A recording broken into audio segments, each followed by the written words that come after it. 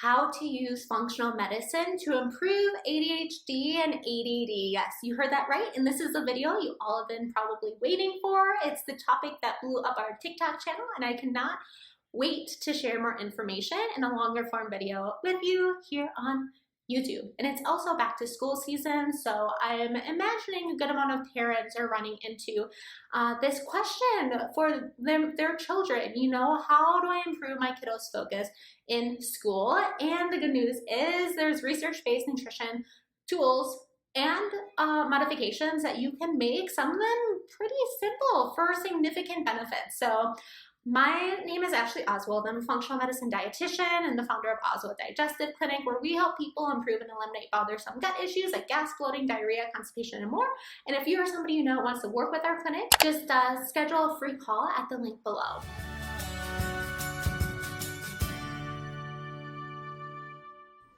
There has been research coming out about ADHD for many years now, and most recently there's a big review article in 2021 in the Journal of Nutrients that talked about the microbiome gut-brain axis. You may or may not know there's this vagus nerve that connects the brain to the gut, and the microbiome, like all those microorganisms, the bacteria, etc., in our gut influence our entire body. And really what this article came down to talk about is the connection between the immune system in the gut, which is about 70% of the immune system is in the gut, and how that can cause all over body inflammation, including neuroinflammation, so brain inflammation, and that can negatively or positively influence ADHD symptoms. So if we can decrease that inflammation, starting with the gut, ADHD symptoms could improve, and then of course vice versa.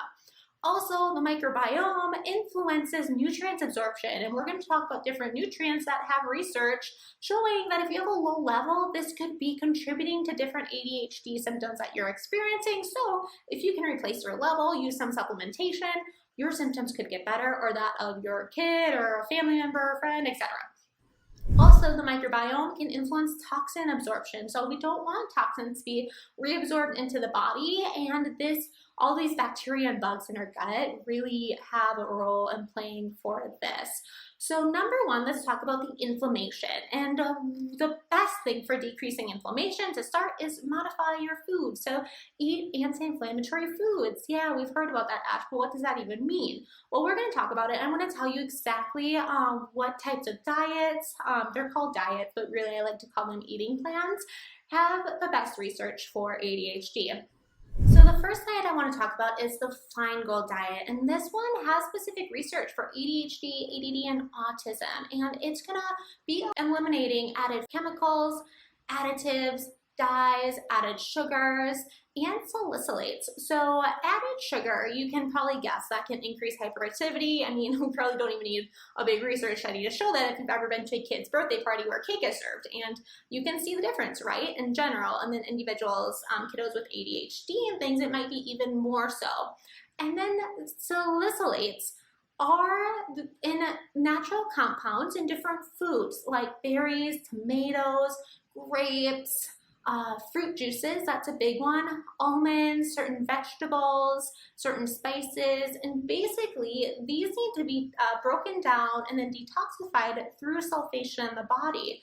And it's been found that kids with ADHD and autism, they don't have as good of an ability to detoxify that. So it can show up in symptoms like red cheeks, red ears, irritability, aggression, hyperactivity, trouble falling asleep, bedwetting, trouble staying asleep.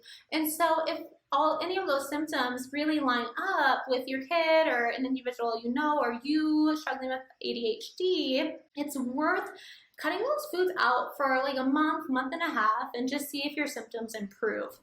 The next food modification trial that I want to talk about is something called the INCA trial. And this was done in 2011 on 100 kids aged 4 to 8. It was basically a hypoallergenic eating plan. The kids only ate things like rice and turkey and lamb and veggies and fruits and margarine, veggie oils. I know, like, it's I'm not saying that those are nutrition dense healthy additives, but the reason that 78% of the kids had significant improvement in their symptoms is likely because we got rid of a lot of common food triggers, which the most common food sensitivities are things like wheat and dairy and eggs and fish and nuts.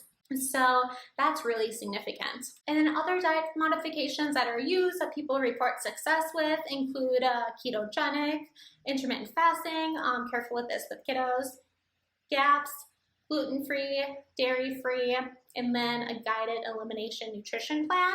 And there are labs that can be used to help guide, what food somebody might have an intolerance to or sensitivity to versus not. So working with a professional you can work with our clinic can help to just kind of shortcut, but let me tell you, if you want to more so do it yourself, what might be a good approach. So number one, transition to just real whole foods. So farmer's market, what would you find at the farmer's market? What would your grandparents have eaten? Like a lot of color, just a lot of natural from the earth ingredients that you recognize. And then make sure to have protein at every meal. Protein is really important for neurotransmitter production like serotonin, and serotonin is the one that can regulate mood and sleep, which we all know if you're not sleeping well, it can cause irritability and trouble focusing the next day. So 90% of the serotonin production is made in the gut, and serotonin is made from protein. So not only do you need to be eating enough protein, but your gut needs to be healthy enough to break it down.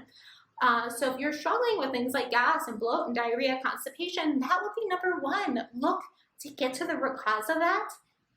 Get your body back into balance, because that's going to be so important for all over body health. And we do have a free guide, 5 ways to improve gut health and end food intolerances for good, that talks about these different categories of functional medicine that you'll want to pay attention to when working to heal your gut. So if that interests you, just download it at the link below. And then the other thing about having protein at your meals is that it can help to balance blood sugars. So balanced blood sugars can decrease that hyperactivity and that irritability. And so, for example, if somebody's having like oatmeal and honey or maple syrup at breakfast, it sounds like a really healthy, nutritious breakfast, right? And a lot of people make this mistake because it's just very carbohydrate dense. So it's going to be spiking your blood sugars, and maybe in an hour or two, you're going to get like sleepy or irritable. So try to have some protein with that. Some people, for example, will make their oatmeal with egg whites. The yolk of eggs is not unhealthy. That's a myth, but the egg whites in the oatmeal, just because it tastes better without the yolk, or just do some hard-boiled eggs and you can get those healthy fats from the yolk too, or switch up your breakfast totally, have an omelet, etc., etc. And then from there, if you have this foundation of real whole foods, I would encourage you to start with the Feingold diet. Cut out those salicylates and just be super careful without having additives and preservatives and fake dyes, but you should on the whole real foods already, and see how that goes. See how your symptoms improve from there. And then again, keep looking for possible root causes as to why you or your kid might not be tolerating different foods. If you do this and you end up with like 5 foods that you're eating without getting bad ADHD symptoms, we should really then hone into root causes of the gut. Are you making enough stomach acid? Do you have other things contributing to gut inflammation beyond just food? Let's next turn the page and talk about micronutrients and what micronutrients can positively or negatively affect symptoms of ADHD. And because I don't want to bore you in this video, and I think it would be more helpful for me anyway, I'm just going to list out the single nutrients in this video, and then I'm going to put a link below that you can download this really great guide that has a little paragraph on every one of these nutrients and the research, and specifically how it could positively or negatively affect ADHD symptoms. I say positively or negatively because it is one of those things where if you have a deficiency, replacing that can positively help your ADHD symptoms. But if you have a deficiency, then of course you're getting probably more negative symptoms from ADHD because of this. One really notable one is magnesium. Interestingly, Adderall and Ritalin can deplete the body of magnesium, But replacing magnesium stores can improve emotions, hyperactivity, and focus. Another one I really want to highlight is vitamin B6 because this one has research showing it to be as effective as Ritalin, and they think that could be because of how it can increase serotonin production. So that's pretty significant. And these aren't, medication advice. I can't give you advice through a YouTube video because I can't possibly know your medication history or I can't possibly know your medical history. So take it all with a grain of salt. And then zinc is the one that we talked about in the TikTok video. Carnitine is needed for fatty acid metabolism. So that's how that could benefit ADHD if you're replacing low carnitine stores. Serine and folate low levels can make ADHD worse. And some people have the SNP MTHFR. That's really a popular one that people are talking about now. And so if you have that SNP, you could be at higher risk for ADHD because it's more challenging to optimize folate levels, glutamine, choline, and then antioxidants. Because if we don't have enough antioxidants, you're gonna have too much oxidative stress in the body, and that can cause cell damage, and that could be how it affects ADHD. Again, if you want to learn more about these, just click on the link below and you'll be able to download this whole chart and read the fine print. And then lastly, low iron can make brain function worse in kids with ADHD. Now, the root cause of this could be related to gut issues, like what if they might have celiac disease or some other gut inflammation that is causing them to not properly absorb iron. And then also, if somebody is on a vegan or vegetarian diet, it might simply be that they're not getting enough iron in from their eating. There's tricks to that because if you eat iron with vitamin C, it increases absorption and some other tricks too. So what do? Like a lot of nutrients we talked about, right? Should you supplement with all of them? Like what should you do?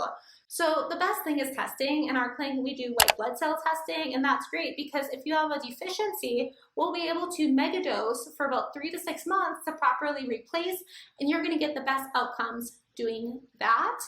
Now, if you don't have access to that, or again, you're do-it-yourself mode, you could at least start with a good general multivitamin with minerals, and I will link one of those below to ask your healthcare provider about. The trouble with that is that some of these nutrients like magnesium, there's not even enough in most multivites to meet the recommended dietary intake because it's a big mineral. And so they just can't fit it all in.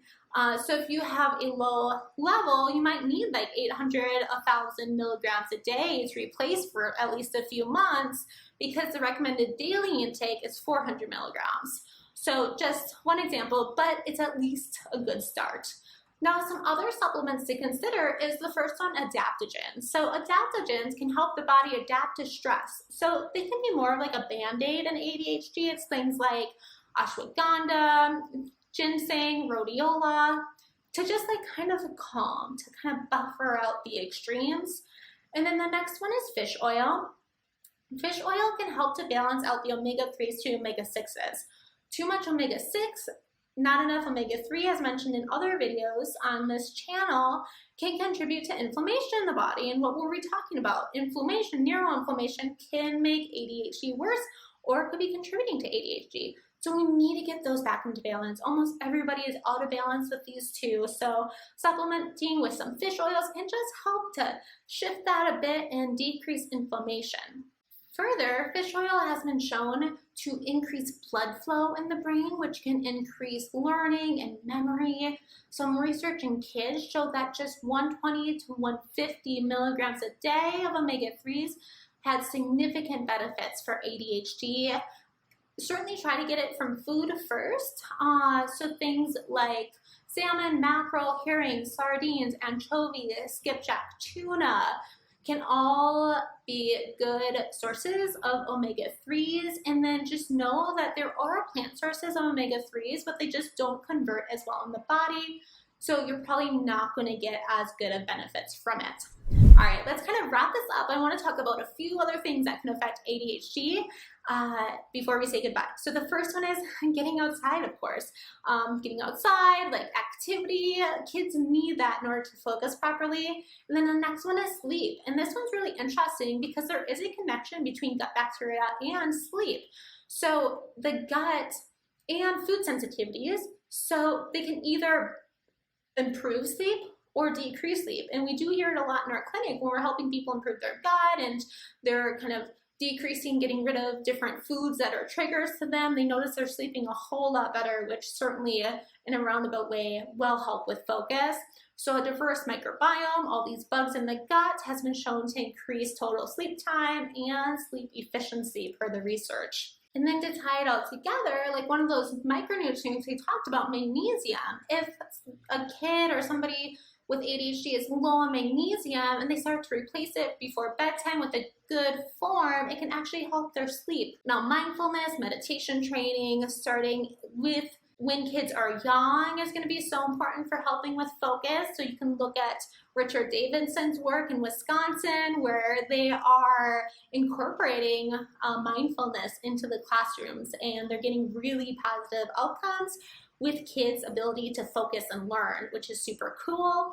And then lastly, you can always dig deeper. We can always do some specialty testing to get more information to figure out root causes as we kind of explore what's influencing what in each individual person. I hope that video was helpful. I hope that gives you some good ideas to start with. If you haven't already, just hit the subscribe button below and the bell if you want to be notified of our new videos every Tuesday at 3 p.m. Central Time. And I thank you so much for watching, and I look forward to seeing you next week, Tuesday.